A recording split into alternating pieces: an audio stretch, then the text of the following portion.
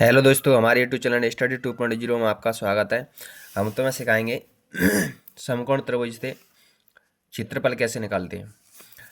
जैसे प्रश्न दिया है, एक समकोण त्रिभुज का आधार 6 सेंटीमीटर और लंब 8 सेंटीमीटर हो तो त्रिभुज का क्षेत्रफल ज्ञात कीजिए। पहले तो ये समझो, त्रिभुज का आधार कौन सा होता है, लंब कौन सा होता है और कर्ण कौन सा होता है। जैसे ये समकोण त्रिभुज है,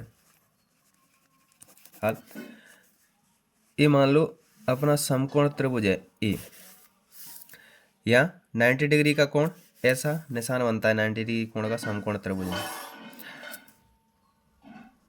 अगर मान के चलो ये नहीं है, यहाँ कोई कोण बन रहा है, यहाँ मान के चलो कोई कोण बन रहा है ऐसे 30 डिग्री का।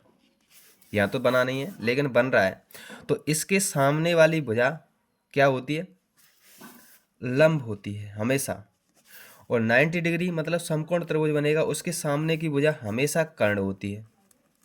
क्या होती है, कर्ण। इसके जो कोण बन रहा है 30 डिग्री, 45 डिग्री, 55 डिग्री, जो भी बन रहा है उसके सामने की भुजा हमेशा लंब होती है। बची हुई भुजा क्या होती है, आधार।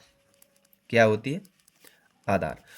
अगर ऐसे कोण बन रहा है, यहाँ नहीं बनता है, यहाँ बनता, तो इसके सामने की भुजा क्या होती, लंब। ये क्या होता, आधार। और जहाँ 90 डिग्री बन रहा है उसके सामने की भुजा क्या होती, कर्ण। अब अपन हल करेंगे इसको। इसमें क्या दिया है, आधार कितना दिया है, आधार दिया है 6 सेंटीमीटर और लंब कितना दिया है, लंब दिया है 8 सेंटीमीटर। कितना दिया है, 8 सेंटीमीटर। अपन निकालेंगे क्षेत्रफल किसका, त्रिभुज का। त्रिभुज का क्षेत्रफल बराबर होता है, त्रिभुज हिंदी में लिख लो या ऐसा निशान बना दो। त्रिभुज का क्षेत्रफल बराबर होता है 1/2 आधार गुणा ऊंचाई। ऊंचाई का मतलब होता है लंब, लंब मतलब ऊंचाई। 1/2 अपने पास दी है सूत्र में। आधार क्या होगा, आधार दिया है 6 सेंटीमीटर। ऊंचाई मतलब लंब, लंब कितना दिया है 8 सेंटीमीटर।